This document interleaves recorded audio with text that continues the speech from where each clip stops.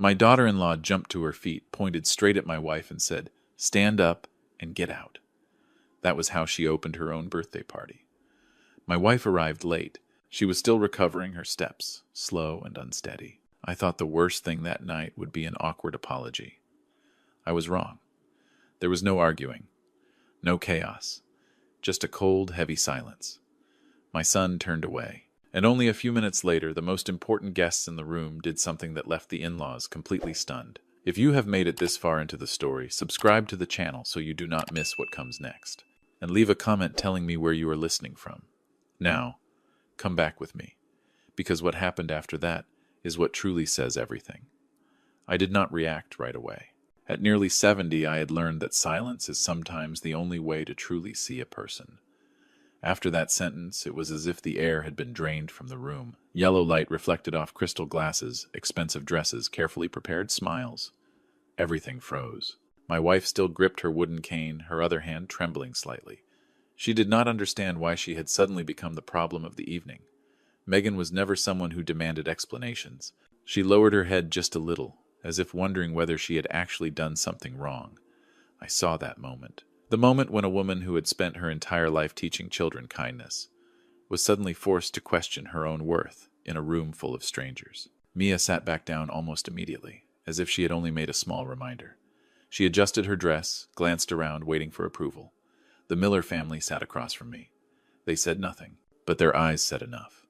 They were watching to see who had the right to decide whose value mattered in that room. I turned to look at my son. Ethan did not look at me. He checked his watch, a new habit I had noticed recently. Everything in his life now seemed measured in time and appearances. He let out a soft breath, as if this situation tired him more than it confused him.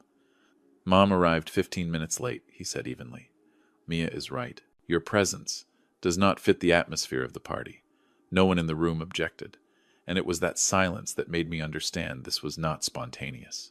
It had already been accepted, at least in their minds. I looked around the table. Old friends of mine were scattered among the guests. Some had worked with me for more than 30 years. Some I had helped through the hardest periods of their lives. They were not loud people, but I could see the change on their faces. Not anger, disappointment. Megan squeezed my hand gently. Very gently, she whispered, almost without sound. "Maybe we should just go home, dear." That hurt more than any insult. Not because it was weak, but because it was familiar. All her life she had been used to stepping aside, keeping the peace, not troubling anyone. But that night I knew that if we stood up and left quietly, this would happen again. Not just to us. I stood up. I did not tap a glass.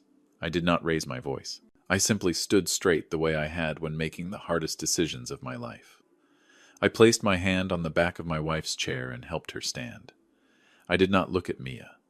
I looked at Ethan. "I understand," I said. "If our presence is a problem, then we will not make anyone uncomfortable any longer." I thought someone might sigh with relief. But no, the silence remained.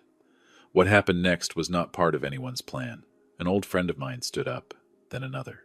No one said a word. They put on their coats, nodded to me and Megan. Chairs scraped, glasses left half full on the table. The Miller family began looking at one another, confused. Mia turned to her mother, then to Ethan. She forced a smile. For the first time that evening, she seemed to realize something was slipping out of her control. In less than 2 minutes, half the table was empty. There was no arguing, no accusations, just slow, deliberate footsteps leaving the room. I heard someone whisper behind us, "We should not stay." When Megan and I stepped outside, the cool New York evening air made her shiver slightly. I draped my coat over her shoulders. She said nothing, but I knew she was trying to stay composed. Behind us, the restaurant lights were still bright. That lavish birthday party continued, at least on the surface. But I knew that, from that moment on, something had cracked. Not our dignity, but the polished illusion they believed was untouchable. That night, as the car pulled away from Central Park, I did not think about revenge. I thought about only one thing. If my silence had made them this confident, then it was time for them to hear the truth. And the truth, when revealed at the right moment, always has its own way of closing doors that were once opened with arrogance. On the way home, Megan rested her head against the window, her eyes closed. I did not ask anything. There are moments when questions only make things heavier. The city kept moving outside, lights reflecting across her face, tired but resigned. The silence in the car was not uncomfortable. It felt like a necessary pause, before a person is forced to look back at a very long road. That night after Megan had fallen asleep, I sat alone in my small study. Old habits returned without effort. I opened a drawer and took out a folder I had not touched in years, not because I needed to prove anything. But after that evening, I needed to be sure I still remembered who I was, and how I had made it here. Ethan was not always like this. There was a time when he called me every weekend just to ask how to handle some small problem at work. When he decided to move to New York, I did not object. I simply did my part quietly, the way I had done for decades. The apartment in Manhattan did not appear by chance. My name was never on it. I did not show up at any celebration dinners. The money passed through an old family trust, under a third party's name. I chose that path because I believed that if my son did not feel directly indebted, he would live more freely. Looking back now, that may have been my first mistake. Mia's company was the same. The early plans were sent to me for advice. I gave very little input, but the initial capital was substantial. I believed that quiet support would help them focus on building something real instead of being consumed by the need to prove themselves to the world. Close to midnight, my phone vibrated softly. A message from my personal attorney. He was not someone who contacted me late, unless something truly mattered. I think you should review the documents on the northern land your in-laws are developing, the message said. Some details match your trust. I read the line twice. Then I opened my laptop. That property was not unfamiliar. I had heard Ethan mention it a few times with pride in his voice. A large resort project heavily promoted tied to the Miller family name, but the numbers in the documents told a different story. The development rights, and part of the assets, still belonged to an old trust. A trust where I was the sole beneficiary. Not because I wanted control, simply because everything had been set up long ago for situations I had hoped would never come. I sat there for a long time, not to calculate, but to understand that their confidence did not come from their own strength alone. It was built on foundations they had never stopped to ask about, or who actually held the keys. The next morning, when Megan woke up, I made tea for her. She looked at me, as if she wanted to ask something, then stopped. I told her everything would be fine. This time, I was not reassuring her. I was speaking because I could finally see the picture clearly. A few days later, I received another call. This time, my attorney's voice was heavier. He spoke about some recent medical documents related to Megan. Small changes, harmless on the surface, but enough to create doubt if someone chose to interpret them a certain way. I did not get angry. I just felt cold. Megan had undergone a minor procedure. Everything was clear and transparent. But the fact that someone had interfered with her records, even on paper, told me they had thought further ahead than I expected, not out of concern for her health, but to question her clarity, her right to decide. That evening I told Megan slowly. I did not add anything. I did not draw conclusions. She listened, her hand resting on her teacup eyes, fixed on the garden outside. When I finished, she simply nodded. I understand now, she said. So they do not just want us to stay quiet. There was no bitterness in her voice, just confirmation of what I had already begun to accept. I called my attorney back. This time I did not ask. Is there a problem? I asked. What do we need to do to put everything back where it belongs? Not to punish, but to stop it. In the days that followed, I did not contact Ethan. I let things move forward on their momentum. The meetings, the contracts, the photos posted with confident smiles. I knew they were moving fast, and it was that speed that would keep them from seeing what was waiting ahead. One evening, as I closed the final folder, I thought back to that moment in the restaurant. The look in Ethan's eyes when he said, "We did not fit." At the time, I thought I was simply leaving a party. Now I understand. That was the moment I stepped away from the role of the patient father and prepared to step back in. Not to demand affection, but to remind them that some foundations cannot be dismissed simply because the one who holds them chose silence for too long. I did not appear right away. Silence, when held long enough, gives people a dangerous kind of confidence. In the days that followed, I watched from a distance. Ethan and Mia went on with their lives, as if that birthday party had left no cracks behind. New photos appeared regularly. Captions about vision growth, a major turning point. They were preparing for an important signing ceremony with international investors, an event promoted as proof that they had truly joined the ranks of the successful. I knew that ceremony because my name was on the guest list, not as Ethan's father, but as the head of the legal entity with final decision-making authority. That morning, I put on an old suit, not the kind people post online, just what I have always worn when making long-term decisions. Megan walked me to the door. She did not ask what I was going to do. She only said softly, "Do what you believe is right." The ceremony took place in a large conference room, glass walls overlooking the city. Everything was perfectly arranged. Background music at just the right level. Handshakes at the right moments. Mia stood at the center, confident, comfortable, under the attention. Ethan stood beside her, nodding often like someone used to being recognized. When I walked in, no one noticed right away. I chose a seat in the back row. I was not there to impress anyone. I was there to end a chain of misunderstandings. The presentation began. Figures appeared on the large screen. I listened carefully, not because I needed to understand them, but because I wanted to know what they believed in. Every plan rested on one assumption, that the resources would always be there, steady, unconditional.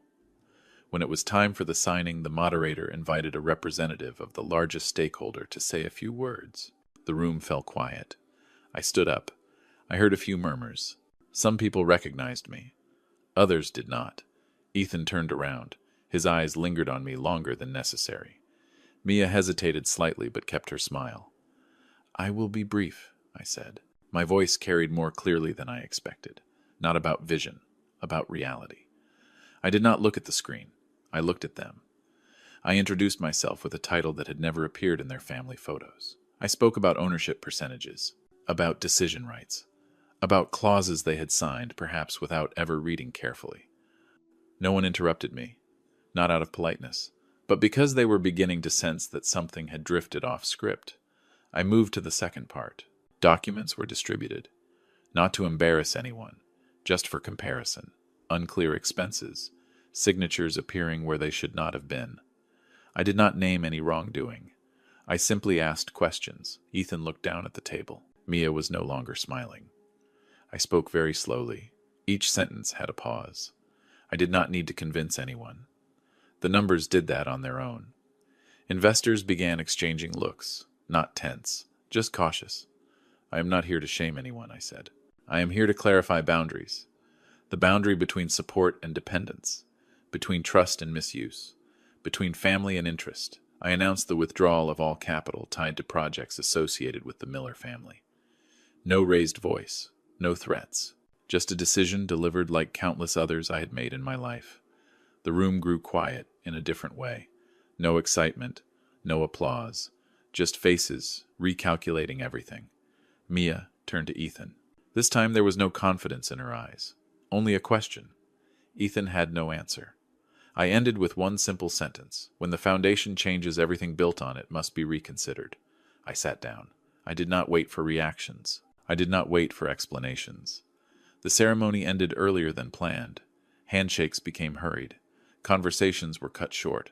I left first while the room was still adjusting its breathing. Outside the sky was overcast. I stood there for a moment watching people pass by. There was no sense of victory, only a quiet relief like closing a door you had left open for far too long. That evening, Ethan called me. I did not answer, not because I did not want to talk, but because some things, if spoken too soon, become nothing more than excuses. I knew that from that moment on, the first pieces had begun to fall. Not loudly, not dramatically, just the natural consequence of a structure built on misunderstanding finally facing the true weight of itself. After that ceremony, I did not need to follow the news to know what was happening. Real change rarely shows up in headlines. It happens quietly, in calls that go unanswered, in meetings postponed without a new date, in the eyes of people who once rushed to greet you. Ethan called several times the following week. I let the phone ring until it went silent, not because I was angry, but because I knew that if I answered, then we would only talk about feelings. And feelings cannot fix what has been placed in the wrong position. Mia was different. She did not call. She sent messages, short, polished, exactly the way someone used to controlling appearances would write. At first, polite questions, then longer explanations. Finally, impatience disguised as reason. I did not reply to a single one. One rainy afternoon, while I was watering the plants in the yard, Megan stepped onto the porch and said, "They're at the door." I looked up. The familiar car was parked unevenly under the tree. Ethan stood there without a coat. Mia stood beside him, arms crossed. The rain was not heavy, but enough to make standing still uncomfortable. I did not rush. I turned off the hose and set it neatly aside. Some things lose their meaning if done too quickly. Megan looked at me waiting. I shook my head. She understood at once. She went back inside and closed the door softly, not to hide, but to keep this house the last quiet place we still had. I stood behind the glass door watching. Ethan knocked. Once, then again. I did not open it. Through the fogged glass I saw Mia say something. Ethan lowered his head. They stood there slowly, getting wet, no longer looking as composed as usual. I felt no satisfaction, only a quiet contrast, between the way they once let my wife stand outside a dinner party and the way they were now standing outside a life they had assumed was guaranteed. Finally, I opened the door just a little, not to invite them in, just enough to speak. "What is it?" I asked. Ethan looked at me. His eyes were red. From the rain or from something else, I could not tell. He spoke quickly, as if afraid I would close the door again. He talked about misunderstandings, about pressure, about rushed decisions. Mia stood beside him, nodding often, adding a few carefully prepared apologies. I listened. I did not interrupt, but I did not respond right away. "When your mother and I were asked to leave," I said at last, "you did not see a problem. Now that things are no longer convenient, you come looking for us." I did not raise my voice. I simply stated what had happened. Mia opened her mouth, then stopped. Perhaps for the first time she realized that some doors cannot be opened with words. "I am not opening the door today," I said. "Not to punish anyone, but to give you time to think about what truly matters." I closed the door again.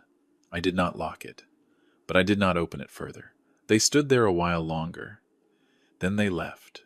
No dramatic pleading. No promises. Just two figures disappearing into the rain. In the weeks that followed, everything moved quickly, quietly, but clearly. The Miller family began to struggle. Projects were put on hold. Assets once considered secure were suddenly reviewed again. No one called it a collapse, but everyone understood that a long stretch of smooth fortune had ended. The Manhattan apartment was no longer in Ethan's name. His work became fragile. Relationships that once felt close grew distant. No one spoke badly of him. They simply stopped being enthusiastic. And in the world Ethan lived in, indifference was sometimes heavier than rejection. Mia went silent on social media. The luxury photos appeared less often. The parties disappeared. I did not follow any of it, but people still talked, not out of curiosity, but because they too were learning the difference between image and reality.